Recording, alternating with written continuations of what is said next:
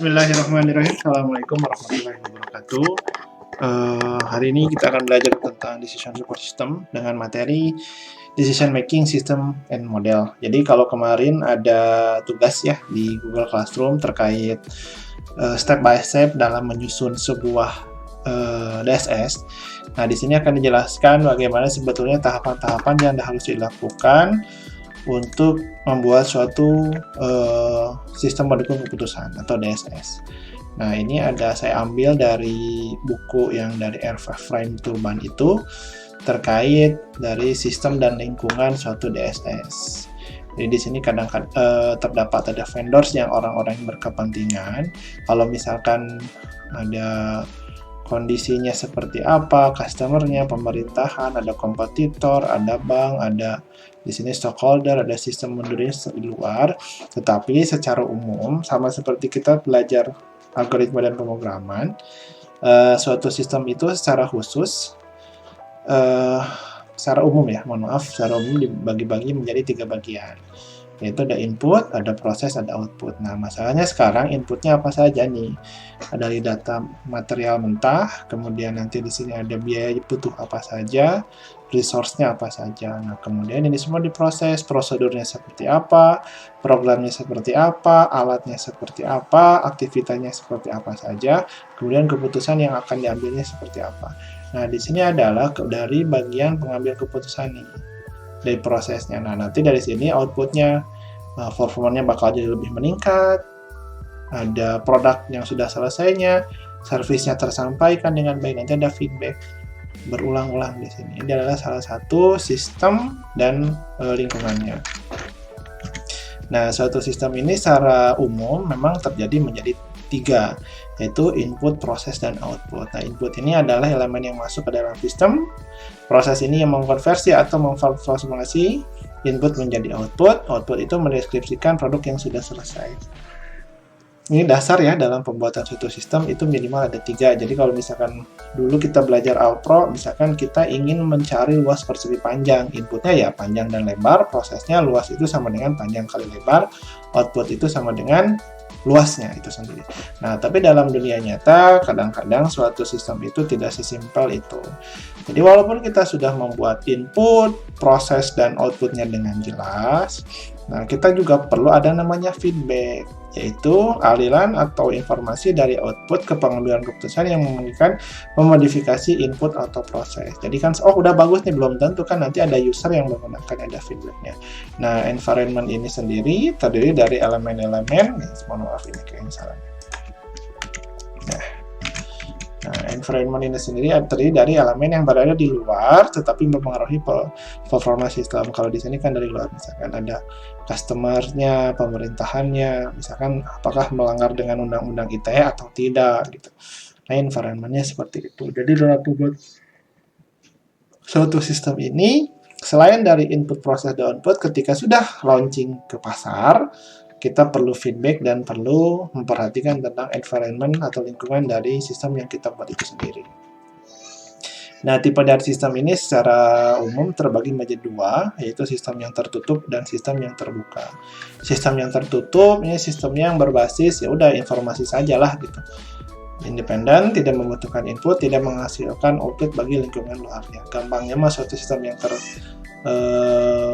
tutup itu ya website yang statis ya, isinya hanya memberikan informasi kepada orang lain tanpa ada feedback dan lain sebagainya dari orang lain. Kalaupun ada feedback ya hanya sebatas komentar. Itu adalah sistem yang tertutup. Tapi ada sistem yang terbuka, yaitu sistem yang menerima inputan. DSS ini termasuk sistem yang terbuka karena inputannya dari user. Tapi bisa nggak membuat DSS yang tertutup? Ya bisa-bisa saja. Tapi di sini sistem yang terbuka memberikan output kepada lingkungan luar. Nah, model dalam DSS ini merupakan komponen penting dari sistem pendukung keputusan. Model adalah representasi sederhana atau abstraksi dari suatu realitas. Model dibutuhkan karena secara umum realitas sangat kompleks untuk direplikasi. Jadi ketika kita membuat program, dan program itu akan di-launching ke masyarakat. Nah, masyarakat itu kan berbagai macam ya. Atau misalkan customer itu kadang-kadang berbagai macam. Nah, itulah adalah salah satu tantangan dalam kita membuat suatu sistem. Karena realitasnya pasti bakal sangat kompleks ketika berhubungannya dengan orang lain atau misalkan dengan user. Yang manusia sendiri kan berbagai macam ya, seperti itu. Nah, derajat abstraksi dalam model, ada model ikonik, ada model analog, dan juga ada model matematis. Nah, model ikonik ini contohnya replika fisik dari sistem, contohnya seperti maket rumah, atau misalkan fotografi, atau miniatur. Ini model ikonik. Kemudian ada model analog, model yang tidak tampak mirip dengan model aslinya, tetapi bersifat seperti sistem aslinya. Contohnya bagan organisasi, tapi kan nggak mirip direktur, tapi kan di situ mirip sistemnya gitu. Yang menggambarkan hubungan struktur otoritas, peta dengan legenda atau warna dengan yang berbeda, kayak peta gitu. Peta itu kan sebetulnya ya gitu, peta Jawa kayak gini warnanya gitu, hijau, orange gitu. Tapi kan ada standar internasional yang menyepakati kalau legenda atau misalkan keterangan dari suatu peta itu warna hijau untuk ketinggian berapa, warna kuning untuk ketinggian berapa, atau warna orange untuk ketinggian berapa. Tapi kan nggak mirip sama aslinya, ya bisa jadi nggak mirip. Nah, yang terakhir adalah model matematis. Nah, model relasi ini yang paling banyak digunakan dalam analisis DSS. Nanti pun minggu depan kayaknya, atau minggu depannya lagi, kita akan coba belajar tentang model program linier dalam menentukan pengambilan keputusan. Nah, menggunakan relasi matematis untuk memastikan kompleksitas. Ini yang paling banyak digunakan pada analisis DSS. Nah, manfaat kita membuat model. Yang pertama, model memungkinkan penghematan waktu. Waktu operasi yang bertahun-tahun dapat disimulasikan dalam beberapa menit dengan komputer. Nah, manipulasi model jauh lebih mudah dibanding memanipulasi sistem nyata. Biaya pemodelan jauh lebih murah dibanding dengan biaya eksperimen. Ini kalau dilakukan dengan baik ya, atau nggak sampel lah contohnya. Model meningkatkan dan memperkuat pembelajaran dan pelatihan. Ini secara umum ya, terkait manfaat dari model itu sendiri. Nah, proses pengambilan keputusan. Pengambilan keputusan meliputi beberapa tahap dan melalui beberapa proses. Ini bertugas pada tahun 1992. Menurut Simon, pengambilan keputusan meliputi beberapa tahap yang saling berhubungan dan berurutan. Ini secara umum terkait pengambilan keputusan. Nah, menurut Simon, mengkonseptualisasi 3 tahap utama dalam proses pengambilan keputusan. Itu ada tahap intelligence, design, dan choice. Nah, kemudian menambahkan tahap akhir adalah implementasi. Apa saja sih sebetulnya? Ada tahap berpikir, ada mendesain, ada memilih, dan implementasinya.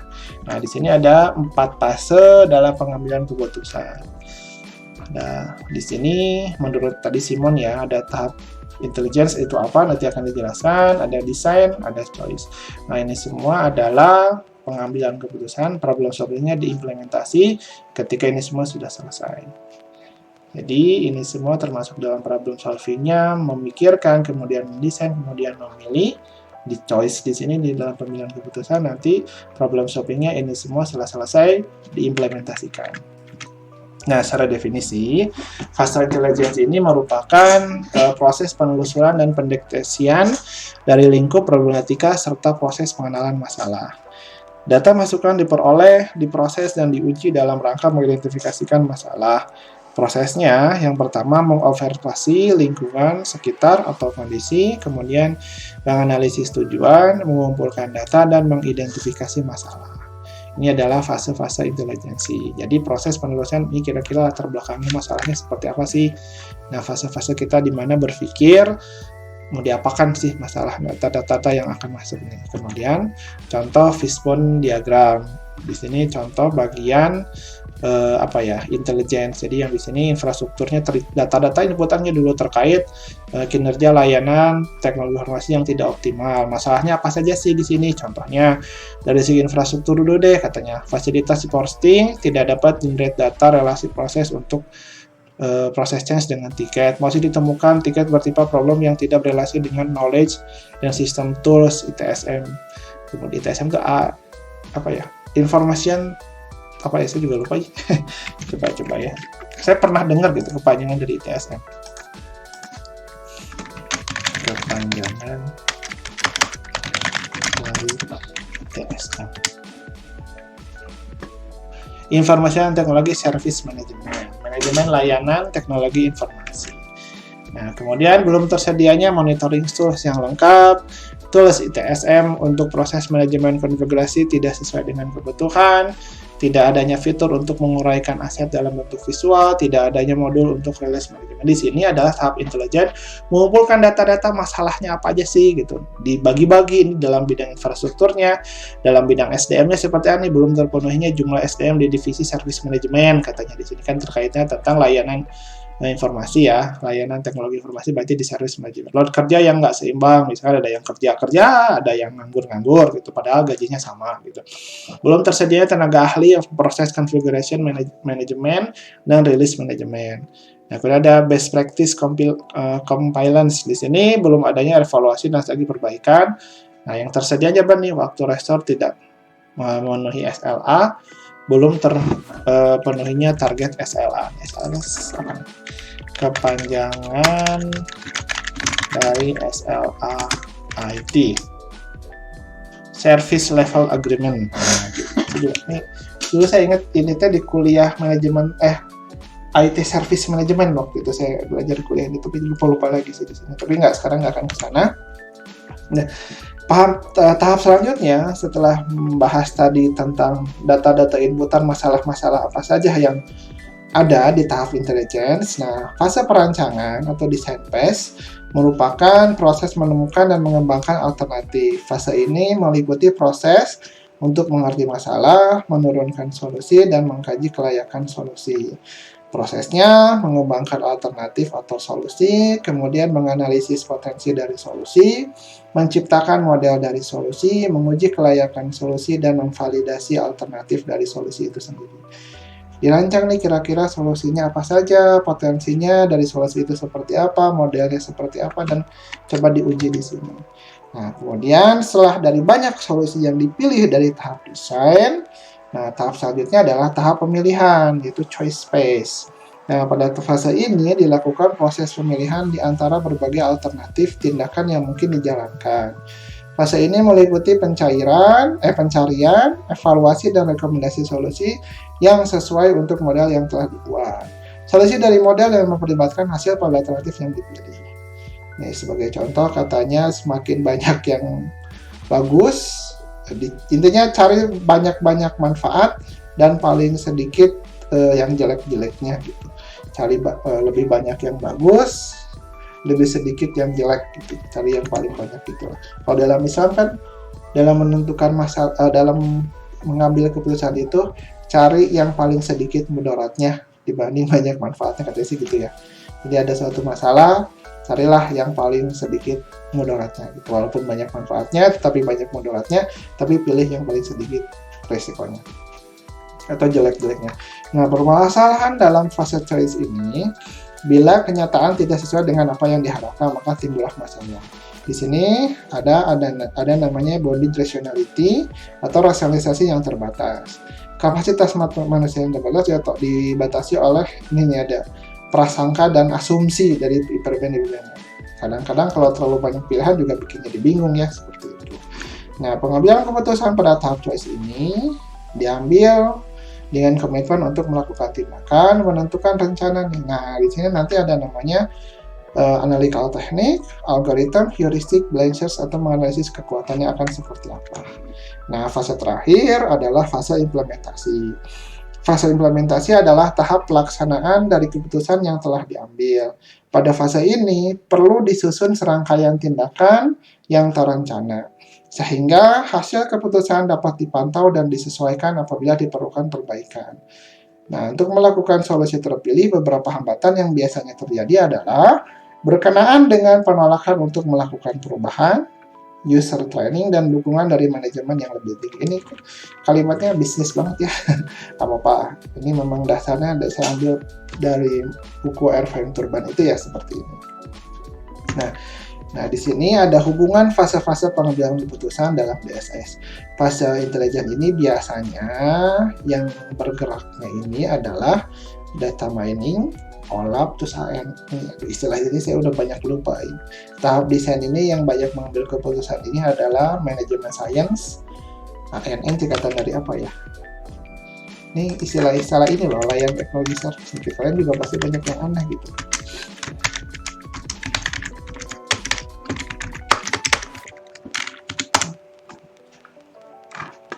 artificial neural network katanya.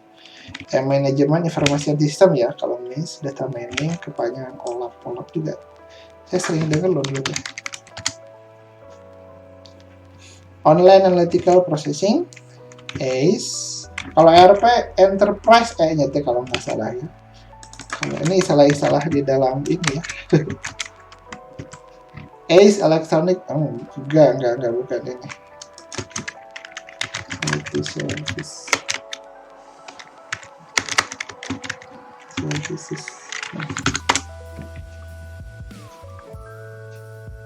Enterprise Information System, ERP,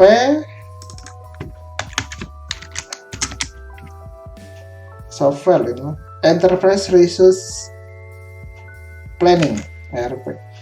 Ini istilah-istilah kuliah ini zaman saya kuliah dulu nih di sini, saya ingat ya. Dulu saya mempelajari ini loh di sini. Semester berapa juga kayaknya. Nah, di tentang ini kayaknya di manajemen pengembangan aplikasi nih, urusan kayak gitu tentang SE, requirement software engineering dan lain sebagainya, project management dan lain sebagainya. Kita nggak terlalu dalam di situ, tapi istilah-istilahnya di sini ada tahap-tahapannya yang berhubungan dalam pengambilan keputusan di tahap intelijen. Tadi dianalikan neural network, manajemen informasi sistem, data mining, online OLAP tadi ada, dan lain sebagainya di sinilah tahap choice, tahap implementasi. Tapi kita tidak akan serumit ini ya dalam membuat DSS nanti. Nah, jadi di sini fase-fase pengambilan keputusan pada tahap intelijen fase automatic, data mining, expert system. Nah, salah satu yang mirip dengan DSS adalah expert system. CRM, neural networks. Manualnya ada OLAP, ada knowledge management system atau KMS, ada reporting, rutin dan ad hoc dan tidak terencana. Pada tahap desain, yang pengambilan keputusannya ada financial forecasting model, membuat alternatif dengan menggunakan expert system, identifikasi hubungan melalui OLAP dan data mining, kemudian mengingat kembali atau recognition melalui KMS. Business process, business modeling menggunakan CRM, ERP, dan SCM. Nah, pada choice space atau tahap pemilihan, mengidentifikasi alternatif terbaik, mengidentifikasi alternatif yang cukup baik, what if analysis, goal seeking analysis, kemudian dapat menggunakan KMS, GSS, group support system ya, itu, kemudian CRM, ERP, SCM system. Kalau CRM itu apa ya, saya lupa.